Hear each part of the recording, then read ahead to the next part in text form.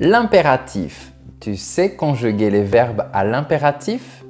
J'ai beaucoup d'élèves qui pensent que c'est très difficile. Mais en fait, c'est très facile. Il y a juste quelques petites exceptions, mais c'est pour cette raison que je fais cette vidéo. De cette façon, tu n'auras plus de doutes et tu pourras parler comme un Français. Et j'ai bien organisé les choses, comme d'habitude, avec la formation, l'utilisation et les particularités. Et en bonus, on va voir la recette de la crème brûlée pour pratiquer ton impératif. Tu vas voir que ce sera vraiment délicieux. Mais avant de commencer, n'oublie pas de t'abonner si ce n'est pas encore fait et d'appuyer sur la petite cloche pour recevoir les notifications. Mais c'est parti pour ce délicieux moment ensemble. On va commencer par les utilisations de l'impératif. Alors, on peut utiliser l'impératif tout d'abord pour donner des instructions. Par exemple, tournez à droite, mais aussi pour donner un ordre. Revenez tout de suite. Ou encore pour une interdiction. N'approchez pas. Une demande. Aidez-moi s'il vous plaît. Un conseil. Faisons bien attention à ne pas nous perdre. Ou une déclaration. Sache que tu peux compter sur moi. Voilà donc les principales utilisations de l'impératif. Et maintenant, il est important de voir la formation de l'impératif. Mais avant ça, si tu n'es pas encore abonné à ma newsletter gratuite, le lien est dans la description. Mais c'est parti, voyons la formation. Le cas général pour former l'impératif, c'est que tu prends le présent de l'indicatif, mais sans sujet. Et attention, tu peux conjuguer seulement avec tu, nous et vous. Je te donne un exemple. Au présent de l'indicatif, on a tu dors, nous dormons, vous dormez. À l'impératif, on retire le sujet, donc on va dire dors, dormons, dormez. Je te donne des exemples avec des phrases. Dors bien pour reprendre des forces. Faisons plus de sport pour être en forme. N'apportez rien, on s'occupe de tout. Mais bien sûr, comme toujours en français, il y a des petites exceptions. En voilà une. Attention, si le verbe conjugué avec tu au présent de l'indicatif se termine par ES, on retire la lettre S. Ne t'en fais pas, la prononciation est identique. Par exemple, au présent de l'indicatif, tu manges, nous mangeons, vous mangez. À l'impératif, mange. Mais remarque bien qu'il n'y a pas de S. Mangeons, mangez. Par exemple, mange tes légumes. Parle moins vite et tu parleras mieux. Autre petite exception, le verbe aller. Au présent de l'indicatif, on dit tu vas. À l'impératif, va. Mais lui aussi perd sa lettre S. Donc on dit va, mais on écrit V-A. Par exemple, va vérifier le rôti dans le four. Une autre exception vient contredire ce que je viens d'expliquer. Quand tu as le pronom en ou le pronom y, eh bien, tu remets la lettre S pour avoir une liaison mélodieuse. Par exemple, si tu as des problèmes, parle-en à ton psychologue. Si tu veux sortir, vas-y. Tu vois, dans les deux cas, on met la lettre S, ou plutôt, on garde la lettre S pour pouvoir faire la liaison. Parle-en, vas-y. Mais il y a des verbes qui sont vraiment irréguliers à l'impératif. Il y en a 4. Le verbe être, le verbe avoir, le verbe savoir et le verbe vouloir. Pour le verbe être, on dira sois, soyons, soyez. Pour le verbe avoir, est, ayons, ayez. Pour le verbe savoir, sache, sachons, sachez. Et pour le verbe vouloir, il y a plusieurs formes, je te les montre juste ici, mais retiens uniquement veuillez. D'accord? C'est la forme la plus utilisée, les autres ne sont pas très utilisés. Je te donne des exemples avec chaque verbe. Ne soyons pas trop pressés, nous avons le temps de tout faire. N'ayez pas peur, mon chien ne mord pas. Sache que je t'aimerai toujours. Veuillez patienter, s'il vous plaît. Et dernière chose à bien connaître pour former l'impératif, c'est la place des pronoms. Donc, quand tu as un verbe qui est pronominal ou que tu as un pronom à mettre dans ta phrase. À la forme affirmative, les pronoms sont toujours après l'impératif. Par exemple, ton repas est encore chaud. Mange-le maintenant. Mange-le.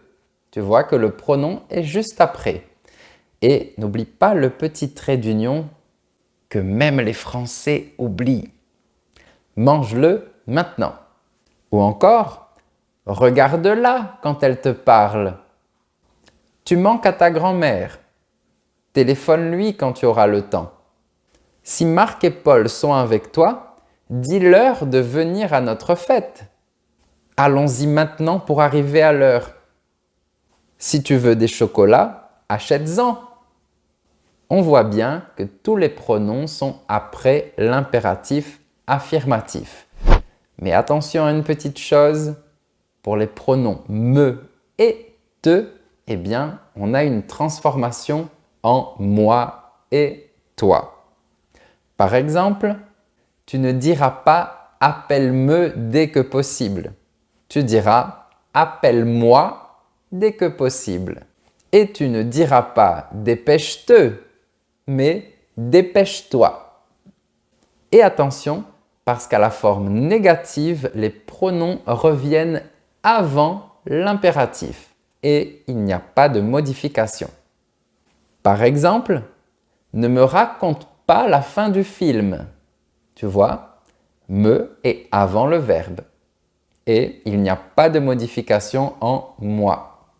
Un autre exemple, ne te décourage pas. Ne te décourage pas.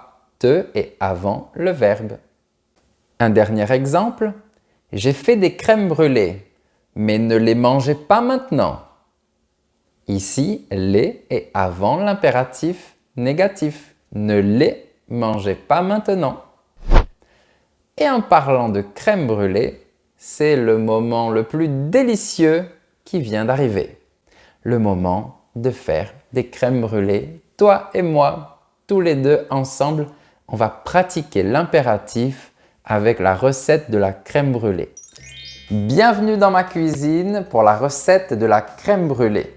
Alors pourquoi faire une recette? Eh bien, pour utiliser l'impératif. Tu verras que dans les livres de recettes et sur Internet, généralement, on utilise l'impératif pour donner les instructions. Et donc, c'est ce que je vais faire. Mais avant de commencer, il faut se préparer.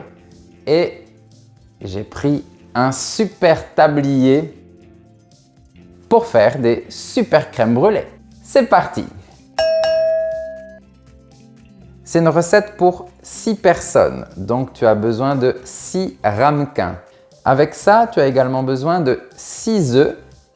En réalité, on va prendre seulement les jaunes d'œufs et les blancs d'œufs, je vais les jeter.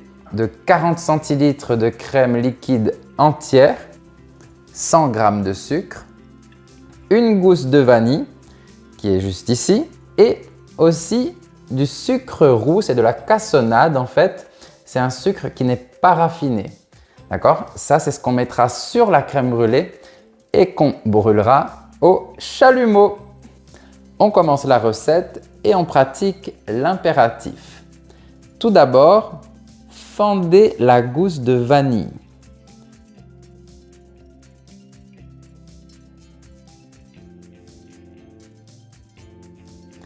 Ouvrez-la.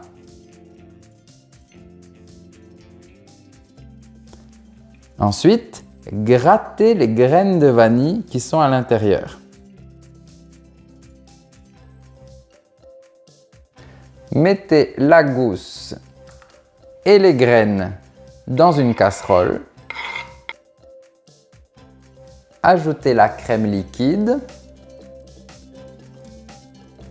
Allumez le feu et portez à ébullition.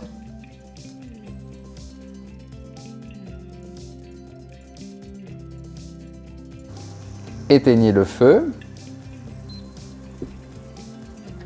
Cassez les œufs et séparez les blancs des jaunes.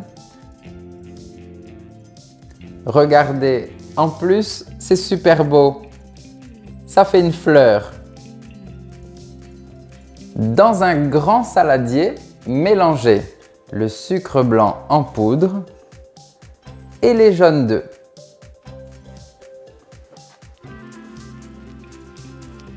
Remuez bien avec un fouet. Ça doit doubler de taille et être plus clair. Versez la crème vanillée dans le saladier et mélangez. Mettez les ramequins sur une plaque assez haute. Avec une louche, prenez le mélange et versez-le dans les ramequins.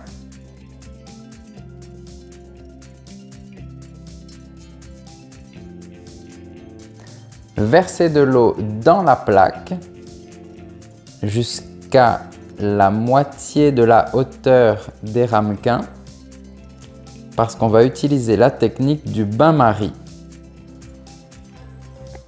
Préchauffez le four à 150 degrés.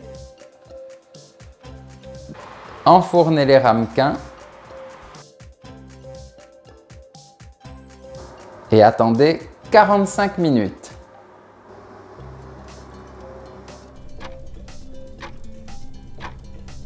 Retirez du four. Laissez-les refroidir. Laissez-les au frigo au moins 3 heures.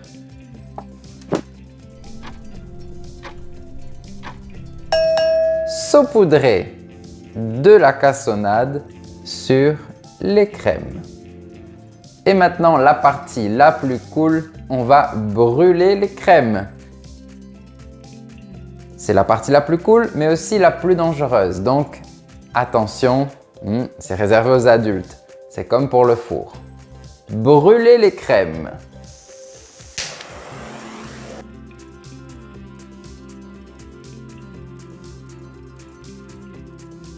Cassez la couche de sucre brûlé.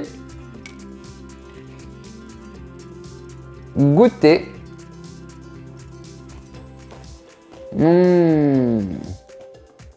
Et profitez de ce moment merveilleux. Et voilà, maintenant tu connais la recette de la crème brûlée. Tu as pratiqué l'impératif que tu connais par cœur. Si tu as aimé la vidéo, n'oublie pas de mettre un j'aime, de t'abonner si ce n'est pas encore fait et je te dis à très bientôt pour d'autres leçons. Salut!